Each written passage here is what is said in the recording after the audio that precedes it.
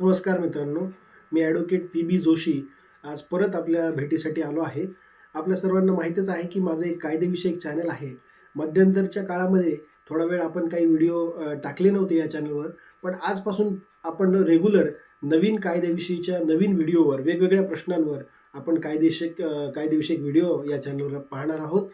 तर आजचा जो व्हिडिओ आहे तो व्हिडिओ बेसिकली ह्याकरता बनवला आहे की या चॅनलचा उद्देश नेमका काय आहे. तर मेन उद्देश जो आहे, एकमेव उद्देश हा आहे की जनसामान्यांपर्यंत कायद्याचं ज्ञान हे सामान्य आणि सरळ भाषेमध्ये पोहोचवणे हे या चॅनलचं पहिलं आणि एकमेव उद्देश आहे.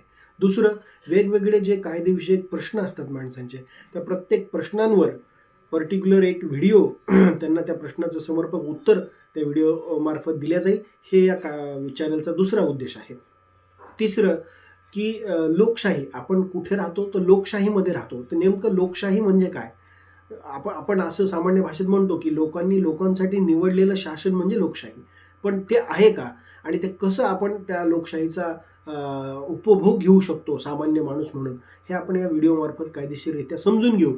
तसेच या व्हिडिओचा आणखीन एक पर्पज असा आहे या चॅनलचा की आपण जे काही आता बिल्डरचे प्रॉब्लेम असतील किंवा दुसरे कायदेविषयक जे वेगवेगळे प्रश्न असतील तुमचे, तर त्यावर सुद्धा आपण तुमच्या प्रश्नांना उत्तर आमचं राहील आणि प्रश्न तुमचे उत्तर आमचे, असं आपण ह्या टॅगलाईन थ्रू आपण मी सांगण्याचा प्रयत्न करतोय. आणि त्या पद्धतीचे व्हिडिओ आपण कायदेविषयक या चॅनलवर आजपासून रेग्युलर अपलोड करणार आहोत.